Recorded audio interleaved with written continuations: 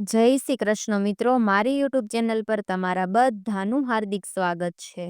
મિત્રો, સ્ત્રીની રચના કેવી રીતે થઈ? સ્ત્રીની રચનામાં ભગવાને કઈ કમી રાખી દીધી? નમસ્કાર દર્શક મિત્રો, આપ સૌને મારા જય શ્રી કૃષ્ણ, રામ રામ. જય શ્રી કૃષ્ણ. સ્વાગત છે તમારું આજની અદ્ભુત વાર્તા કથામાં.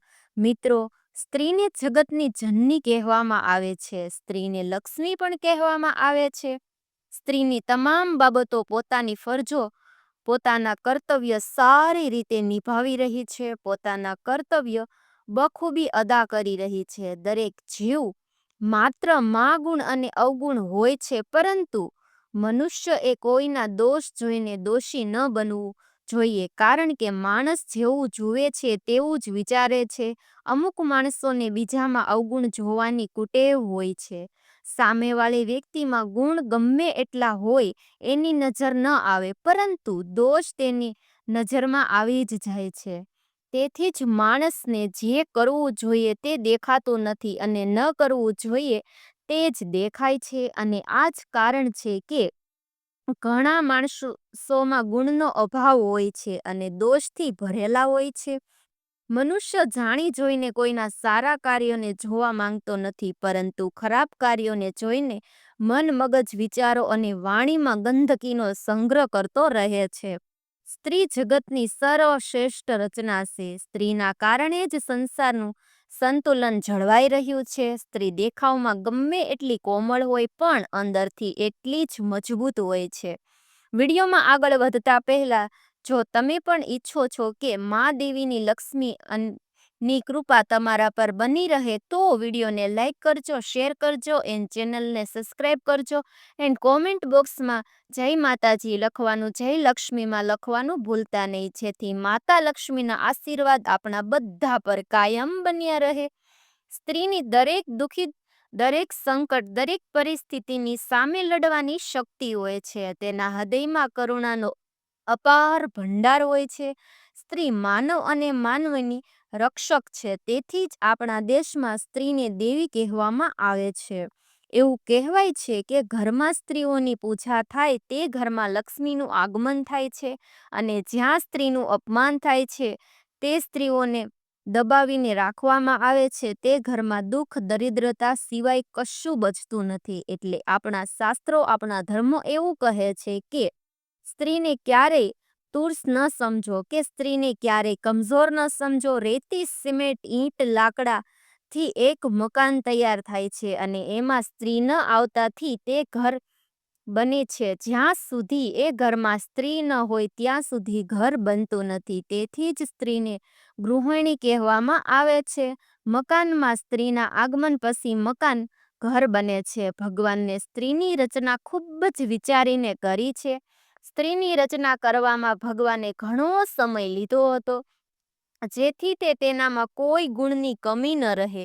એવું કહેવાય છે કે જ્યારે ભગવાને બ્રહ્માંડનું સર્જન કર્યું ત્યારે બ્રહ્માંડનું સર્જવામાં ભગવાનને એક ક્ષણ પણ ન લાગી હતી, પરંતુ સ્ત્રીની રચના કરવામાં ભગવાનને ઘણો સમય લાગ્યો હતો, છતાંય તે સંપૂર્ણ રીતે તૈયાર ન હતી. તેથી ભગવાનના એક દૂત ભગવાનને પૂછ્યું કે પ્રભુ, આવું કેમ? આપે તો એક ક્ષણમાં સમગ્ર બ્રહ્માંડનું સર્જન કર્યું અને એક સ્ત્રીનું સર્જન કરવામાં આટલો સમય લીધો?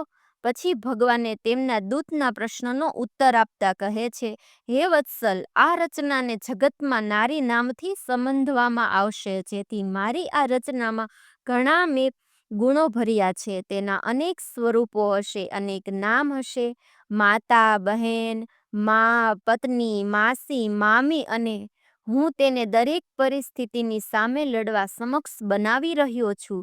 તેનામાં હિંમત અને સહનશીલતા એક અદ્ભુત સંયોજન હશે. તે દરેકને ખુશ રાખવાની કોશિશ કરશે.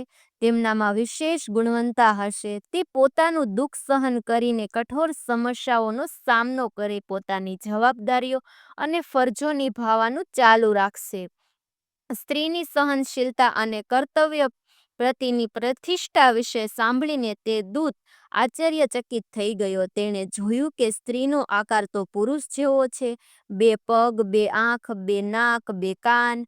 તો મેં બધું જે પુરુષ સમાન જ છે. તો ભગવાનને કહ્યું, હે હે પાર્થી, તે એક પુરુષ જેવી તો લાગે છે, છતાં તેનામાં એ બધું કરવાની ક્ષમતા હશે, એટલે એ મારું અદ્ભુત સર્જન કહેવાશે. આટલું સાંભળીને દૂતે તેને સ્પર્શ કર્યું. જ્યારે તેણે સ્પર્શ કર્યું ત્યારે તેને જોયું કે તે રચનામાં ખૂબ જ નરમ હતી. ત્યારે તે દૂત હસી પડ્યો. ભગવાનને હસવાનું કારણ પૂછ્યું તો દૂતે કહ્યું કે પ્રભુ, આપ કહો છો કે એ દરેક પરિસ્થિતિ સામે લડી શકશે, પણ કઈ રીતે એ વિચારીને મને હસવું આવે છે, અને એ રચના કરી છે તે દરેક પરિસ્થિતિની સામે કેવી રીતે લડી શકશે?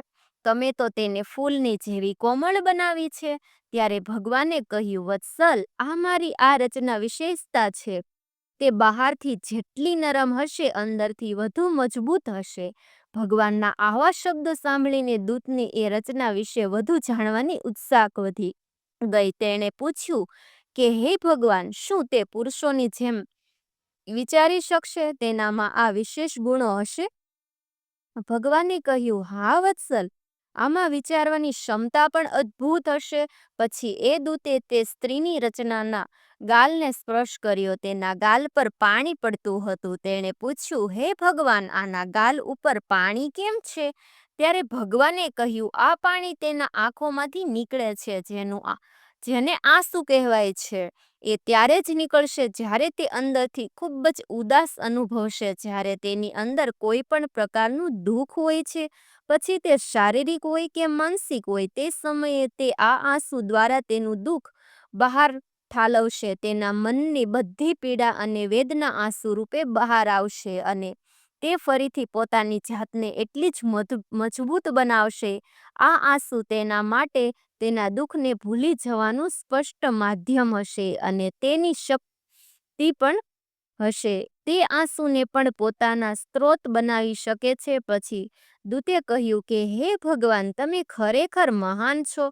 તમે સ્ત્રીની રચના કરીને અમૂલ્ય રત્ન બનાવ્યું છે. સ્ત્રીનું બલિદાન, હિંમત અને સહનશીલતા ખરેખર અદ્ભુત અને કાલ્પનિક છે.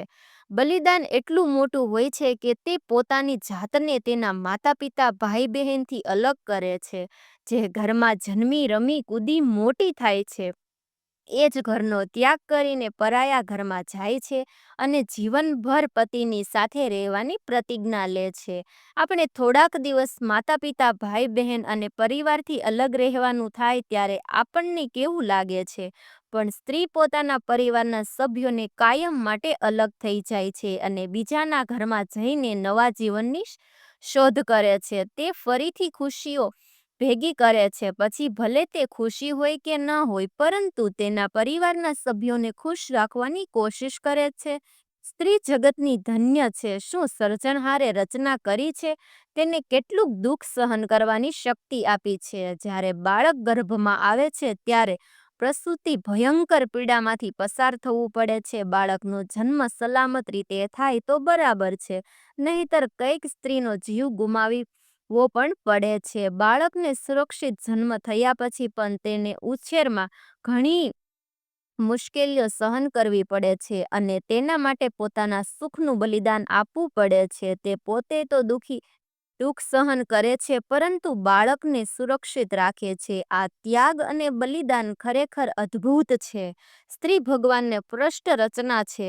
પછી ભગવાનનો ઉપાસક બોલે છે કે પ્રભુ, તમે સ્ત્રીને બનાવવામાં આટલો સમય લીધો છે, તો પછી આ તમારી સંપૂર્ણ રચના હશે.